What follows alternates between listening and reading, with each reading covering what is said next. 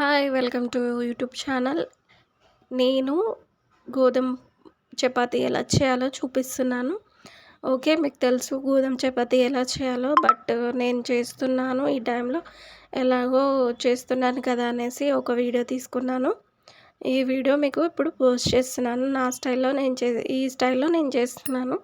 మీరు ఎలా చేస్తున్నారో కామెంట్స్ చేయండి.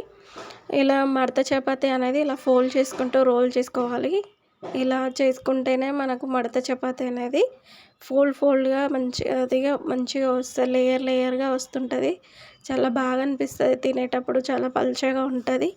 సో, మీరు కూడా ఇలా ట్రై చేయండి. చాలా బావుంటది. ఈ చపాతీ అనేది పొంగుతుంది చూడండి లైట్‌గా. నేను ఇంట్లో ఇప్పుడు చేస్తున్న ఈవినింగ్ టైంలో. సో, చేస్తున్నాను కదా అని వీడియో తీశాను. ఇలా చేసుకుంటే మాత్రం చాలా బావుంటదండి. మీరు కూడా ఇలా ట్రై చేయండి. చూడండి ఎలా పొంగిందో.